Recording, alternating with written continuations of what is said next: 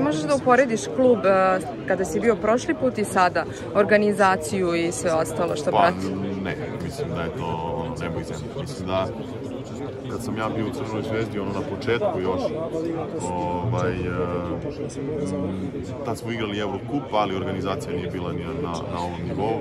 Posle toga je bilo 2-3 godine gde smo bili u baš lošem stanju i onda se desila ona fuzija kad je bio i selektor trener Pešić. Tako da nekako sam bio prisutan kada je klub stao na noge i kada je krenuo da napreduje, ali ovo sad je jednostavno drugi nivo.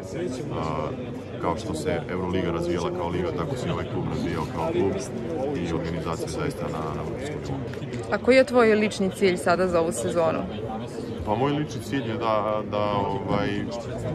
da se nekako nametnem kao taj lider, ne previše pričam, više igrama na terenu, da ostanem zdrav pre svega, to mi je najbitnije. Ostalo će doći, ja mislim, samo od sebe. Mislim da sam dovoljno iskusan i da imam dovoljno kvaliteta da iznesem celu sezonu na visokom nivou. Sad eto na meni je da to i dokažem. Da li je učešće Partizana u Euroligi dodatni motiv za što bolji plasman u tom takmičenju? Ne, mislim meni lično nije.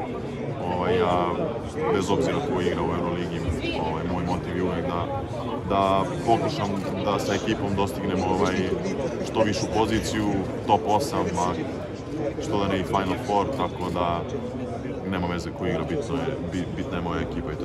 Evo još jedno pitanje. Ko po tebi može da bude iznenađenje ove sezone u Euroligi, a u ABA ligi? Pa dobro, šta znam, Monako možda, ali dobro, Monako je ušao top 8 prošle godine. Možda bi eto oni bili to neko iznenađenje za Final Four, jer su se zaista sjajno pojačali, naravno to treba tek da se uklopi sve, da oni to dokažu na terenu. A što se tiče ABA lige, sviđa mi se FNP kako radi, sviđa mi se njihova, kako se zove, filozofija i sviđa mi se što imaju mladog trenera Stefanovića i sviđa mi se kako igraju. Hvala ti. Hvala.